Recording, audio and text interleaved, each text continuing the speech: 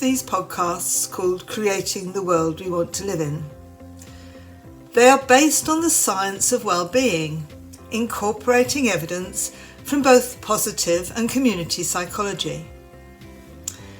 We explore a wide range of issues from education to economics to the environment and many in between. Our overall message is that for the world to flourish in the future, we need to move from short-term thinking to longer-term thinking and away from a focus on what is good just for me to what is in the interests of most, if not all of us. Welcome to the third podcast. In this session, you will hear Professor Isaac Pilleltensky in conversation with David Roffey on how economics can facilitate well-being, but only with the political will to consider the needs of all citizens, not just prioritise big profits for some.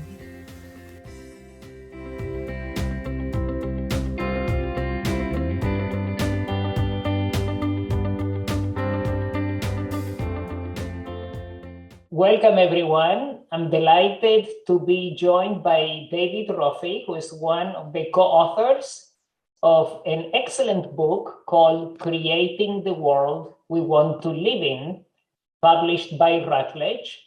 It is a fantastic book trying to merge the science of well-being with social and economic and educational and political improvement. So it's really a great effort to blend individual well-being with community well-being. It's an ecological approach to well-being that I think it's sorely needed. I so much like the book that I'm going to use it in one of my courses that I will be teaching in the spring.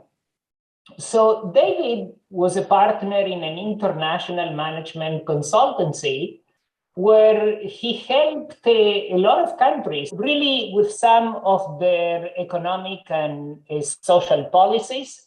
Prior to that, he was very involved in what we might call civic engagement. He was a trade union official, a local councillor in a London borough, a board member of the Child Poverty Action Group in the UK, and New South Wales State Chair of Oxfam.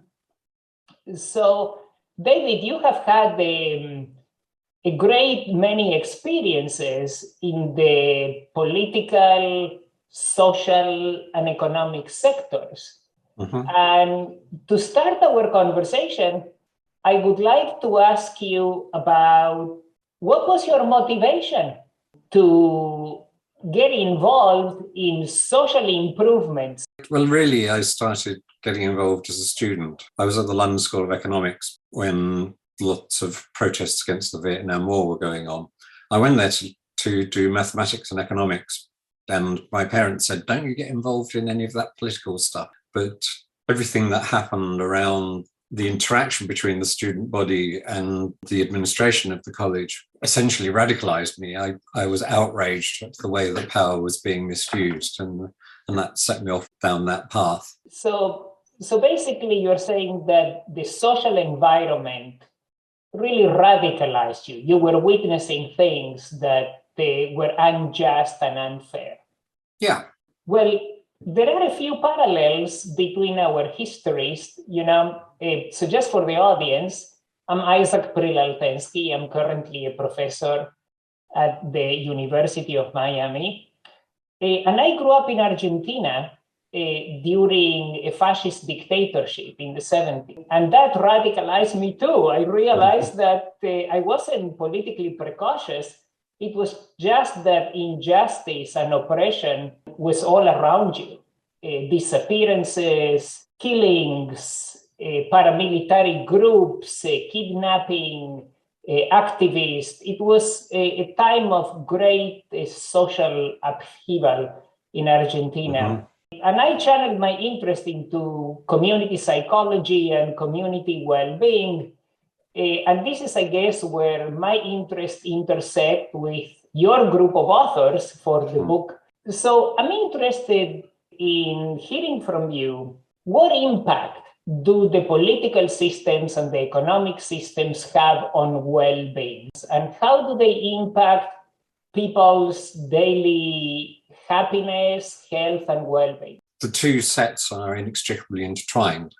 The conference we've just been at with the same title in Reykjavik, someone at one of the health sessions said, we really need to see economics subsumed to the public interest rather than the other way around.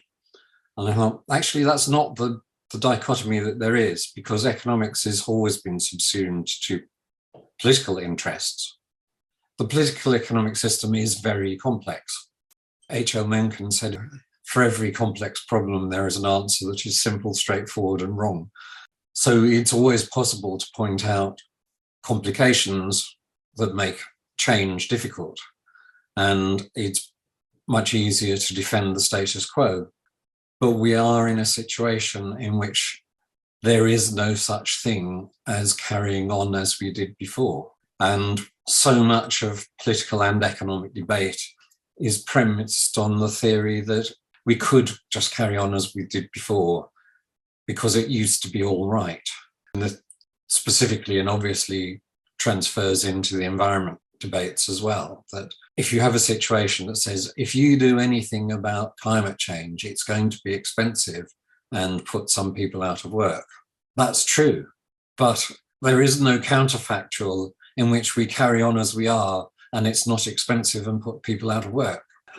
And while we have a situation in which the tenor of the political and economic debate is heavily set by media that are under control of those who are invested in the status quo, it's very difficult to see how you get any of the changes that we talk about in the book. The core ideas in the economics chapter, which are hugely documented in many, many reports, commissions, whatever, your governor would regard as out-and-out communism, because it's about governments needing to intervene to prevent markets going wrong. And if your view of the world is entirely set into liberty and the freedom of the individual to get things wrong if they want to, then even just their basic prescription of taking well-being and psychological research beyond the happiness of individuals is based on caring about what happens to other people and carrying out things that are for the good of the whole, not just the good of you. I quote in the book the citation for Robert Tyler's Nudge Nobel Prize, which says that his great work was to prove that humans act irrationally, which is just basically not accepting the premise that it might be rational to do altruistic things. It's embedded in the discourse to such a deep level that even the Nobel Prize Committee just accepts that that's not rational. So there are political systems that are doing better than others. And you quote in the chapter on economics as well as politics examples from other countries that are doing better in terms of promoting the collective well-being. Mm-hmm. So I wonder if you could comment on where are these countries and what are they doing that people experience higher levels of happiness and well-being in them? What's going well for them? The Wilkinson and Pickett work, the Spirit level and the inner level, and more recent World Happiness Reports have huge stacks of data about why inequality is bad for everyone, even the rich. You can look at all of it and see that, the Scandinavian countries come at the top of all of those things. New Zealand, there is a thing called the Network of Wellbeing Governments, which not only interestingly includes New Zealand and Iceland and a few others, but also Scotland and Wales, which are regional governments within the UK that have a lot of control over the sorts of subjects for government that we talk about. So tell us a little bit about what actual policies and programs do they have and do that these other countries don't? I think that there's a really deep philosophical underlying point, which is often missed. I think in some ways it's more interesting to look at France and Germany. We used to have a house in France, and everywhere you went, there were signs that said, here the state is investing in your future. So it's a belief that the purpose of government is to enable things. And there are certain very specific things, even before you get onto social engineering, that make things work. It was very interesting in Latvia. They very specifically said, we need to make things work for people. And the way we do that is an efficient banking system, efficient telecommunication system, but we need ports, we need airports, we need roads. All of those things make it possible for ordinary people. That was an important enabler of an efficient market. So even right-wing politicians believe that the purpose of the state is to make things happen. They're not on the Reagan, the state is the problem, it just needs to get out of the way. We know what truly unregulated states are like.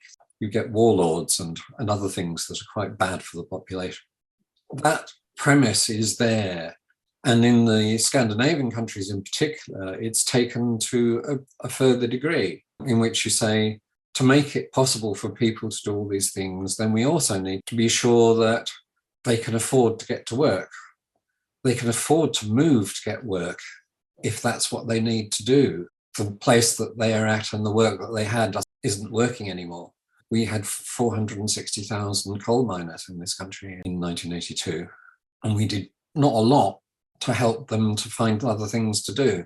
Whereas in the Scandinavian countries, they would absolutely be seen as a thing that the state does. They would pay very high salaries to teachers because education is the other great enabler for the whole population. Michael Porter wrote something called The Competitive Advantage of Nations. And he was an out-and-out Reaganite, but he did all this work. And because he was an honest practitioner, he fairly quickly realized that half of his competitive strategy and competitive advantage books, in which you become a lowest cost producer, didn't work for nations, because that obviously meant the way you become a low cost producer is by reducing the wages and hence the well-being in the most basic sense of your population. So you need education, you need transport, you need communications, and you need safety, police, law. If you don't have those things, then everything is much harder for people's lives. The Scandinavian countries take it much, much further. And it enables some things. It didn't really work out for Sweden to stay open through when everyone else was locking down with COVID. But it did for a while. And people would say, oh, we can be like them, without noticing that if people took 2 weeks off to self-isolate after being a close contact with COVID in Sweden, they got their full salary. So they were significantly more likely to do it. It doesn't have to be money. A very, very interesting book about the pandemic called Preventable by David Schroeder pointed out that some West African countries did almost as well as the best in preventing the spread of COVID. Though they had no money, but they started from the premise that everyone needs to be in all this together. And we do what it takes. I say in the chapter, the experience of the last couple of years has so disproved all of the arguments against most of what we're talking about how it's expensive and people won't agree and they can't pay for it. And suddenly, in 3 weeks, you could find $1 trillion to pay for things that you think you needed.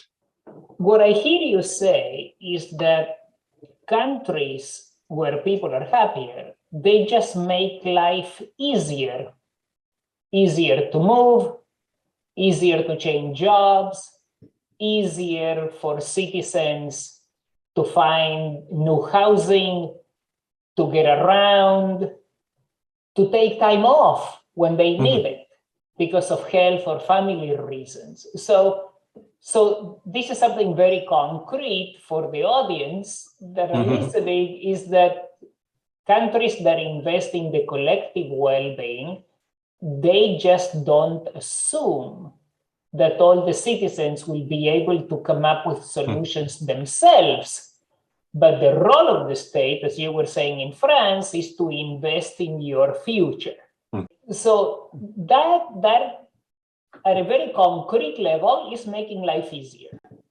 So you don't have to stress too much about having to change the job or moving around or losing your health coverage here in the States, where it's very much tied to your employment. So they make life easier. So now let me bring up another aspect of well-being, which in addition to these subjective enablers is how people feel. And you talked about the studies by Wilkinson and Pickett, and basically for the audience, what they've demonstrated is that higher levels of economic equality lead to higher levels of psychosocial well-being. Why do you think is the case? So what does equality do to your emotional well-being? The first thing is to look at what inequality does. Nobody likes to be through an area where everything is broken. So that's just really basic. It's seriously affecting the people who are living in those conditions, but it's also seriously affecting the people who have to be near it. I grew up reading a lot of science fiction, and 50s and 60s science fiction was full of 21st century dystopias in which the heroes or heroines got into armoured cars to go outside their gated compound. And that isn't a world that most of us want to live in. It's anyway a world that only a very few get the benefits of. If you've had an apartheid system and all of the poor people live in townships outside the city, then you can disguise that from yourself for a while. But in the end, it's going to make itself known to you. And that underpins, I think, a huge question of levels of trust. And on the other side, which is kind of the same sort of things going on in people's heads, but is very, very different, is the belief in a just world. And if people believe that the world is organized in order for people to get their just desserts, that is a fundamental underpinning of people's acceptance of inequality. An American colleague, when I was a management consultant, absolutely stopped me in my tracks when he said, these people on the streets of New York, they all want to be there, otherwise they wouldn't be there. The belief that society is entirely meritocratic, that people get to where they deserve to, and that anyone can make it to the top, is very positively correlated with inequality. The most unequal societies have the highest levels of belief. In the United States, 96% of people believe that it's a meritocracy. Michael Sandel, the political philosopher from Harvard, just wrote a fantastic book about meritocracy. And he talks exactly about what you're saying. And he goes on to document how presidents in the US from both parties have reproduced this narrative that if you work hard enough, for Obama, the mantra was smart. If you are smart enough, you have to be smart about your health. And Sandel goes on to document the hundreds of times Obama used the word smart as a code word, really, for meritocracy. You know, get your act together, go to school, work hard, self-regulate, control your impulses, whatever that may be, and then you'll be fine. So it's really, in the US, it's very ubiquitous from both parties. So going back for a moment to something you discuss in both chapters that improves people's well-being, it's the question of participation. You talk about participating in the political process, and you talk about participating in economic solutions. And you talk about microloans, you talk about cooperatives, you talk about Mondragon, the famous company in Spain, which is a very successful cooperative. So what do you think participation does to well-being? Why is participation so important, both in the political system and in the economic system? Talk to us about participation and its impact on well-being. I think that if you're involved in decision making, it doesn't necessarily have to be a cooperative, then immediately you're ticking up some of the pieces of your life that are about feeling in control of your life, having some autonomy, having some sort of purpose, having some feeling that you're actually having an impact on the world and that your life is not meaningless. Way back, the 1980s fad was the art of Japanese management. And the big example there was Toyota, which is not a cooperative by any means whatsoever, but implements, if I remember it rightly, 1.3 million employer suggestions a year.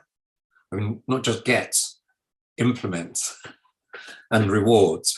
And so, showing even if you're on a car production line, if you go to the boss and say, life would be a lot easier if we moved that a bit to the left, and they say, oh yeah, we can do that. It may not even be true, but it certainly makes people feel more involved in what they're doing. And take that to the wider society. I think it also is another circular and cumulative thing. It builds on itself, that if more people get involved, they're more invested in the outcome. It might take you 2 years to make a decision, but once you've got there, if every single person is on board, it happens. If you take a majority vote on the first day and it's 52-48, then the next 2 years will be full of the 48 trying to prove you were wrong. But it's also about, in the end, any number of political philosophers going back a long way will say you have to judge a society by what happens to the least person in it. It isn't necessarily the least person in terms of the person who everyone in the world would be able to say, at least I'm better off than him. It would be in terms of someone who has a very specific disability, for example, is perfectly capable of operating in the world as long as, the obvious, they can get their wheelchair into their workplace. But many, many more things, not just with physical disabilities, that make it possible for people to do things. And the more you get wide involvement in the creation of policies, the more likely you are to, one, spot that this policy isn't going to work for a subset of the population. But two, also, a very large proportion of political initiatives fail, not just because, qua Banjir and Duflo, you didn't do a randomized control trial to see whether or not people actually did what you expected them to do with your new laws and rules, but simply because nobody even looked 2-ply down the game and said, if I was the person who was being affected by this new rule, what would I do? Would I do what you're hoping I'm going to do? Or would I do something to get round it? And 99% of the time, people affected by it, their first view is not, oh, that's a good rule, I'll follow that. It's, oh God, that's not going to stop me doing what I want to do. How can I get round it? And again, the wider you involve people in decision-making, the more you get people who can see that. So I reflect on what you said, David, in terms of the importance of participation. In my own work, I call this a feeling of mattering, that you matter. Yeah. You matter because, number one, you are made to feel valued. People are soliciting your input. I feel valued. I have a voice. People are paying attention to me. I feel recognized. I feel appreciated. my ideas have value. So that's one side of the equation. I feel valued, but I am adding value. I am contributing value to the company, to the product, to the community, to the whatever enterprise I'm involved. And it seems to me that political and economic systems where citizens, employees feel valued and have an opportunity to add value are more successful for all the reasons you just said. I feel a sense of autonomy, competence, I feel heard. I am somebody here. I matter. And that leads me to the importance of a good process. So in my own work, I always teach my students that a good process is a good outcome. Because without a good process, as you were saying before, without a process where you engage people, you seek their input, you value their opinions, without such a process, no outcome will hold because people will find a way around it. A good process is a good outcome because it builds ownership and it builds participation. So talking about participation and ownership, I'd like to ask you, there are a lot of people who feel alienated from politics, from economic news. They feel disempowered, helpless. So they tend to just distance themselves from these processes. And you talk in both chapters about things people can do to make a difference. You don't need to be the prime minister or the president or CEO to make things happen. So talk to us a little bit about what works. Just citizens who may be listening to this podcast who feel, I believe in what David is saying. What's my next step? There are ways in which the world is changing to make it easier. It's more possible in the world today to get involved on just the issues you care about and find places where you can talk to people who are already in the same conversation as you are and not in this out there conversation about party conferences and primaries. One of the things that can be done to promote all of that is the principle of subsidiarity. Decisions should be taken as close to the impact as possible. The UK government was dragged screaming into giving rights over education and health to the Scottish and Welsh governments. They're not actually, as far as I can see, achieving very different results. The people are more engaged or feeling that it's decisions being taken by someone closer to me. I think the big underlying thing is a good system of proportional representation in democracy. Because if you have to stitch together in some way a coalition of people that is going to be approved of by more than half of the population, then you can't just go with your own idea. PR also has an overarching impact on the way that people see that. There are no wasted votes. The Australian system is not ideal, but it was an absolute example in the recent federal government election. The seat of Brisbane was held by the Liberal government, and the opening result was the Liberal Party got 37%, Green Party got 28%, and the Labour Party got 28%. And in any of the Anglosphere scenes, that would be elected with a 6,000 majority. In the Australian system, it says, well, I don't know who's won, but it isn't the Liberal, because those two 28%, whichever one comes second, will then win. And that's not wasting votes, because if you don't vote Democrat or Republican, then your vote will go nowhere. In a well-designed proportional system, you will still be having an impact. It's a fascinating thing to me that when Julia Gillard was the Prime Minister of Australia, she never had a majority. She passed more legislation than any Australian government before or since. But every single piece of legislation had to be negotiated with multiple other parties. And if you get more people involved, the chances are that they will see the things that need changing and improving. Whereas some of the least long-lived legislation in Australia was from the very brief period when John Howard actually had a majority in the Senate as well as the House of Representatives, so he could force through ideas without them being properly scrutinised. Here we have the worst of both worlds in that our nominal reviewing chamber, the House of Lords, is packed with supporters of the incoming government. So a lot of democratic systems are broken, and there's a lot of work going on within those broken systems to break them more. To try and deny voter registration is not good for democracy. Gerrymandering is not good for democracy. So you're hinting that the lack of democratic participation results in lack of attention to people's issues. So the ordinary citizen is really not represented under these systems.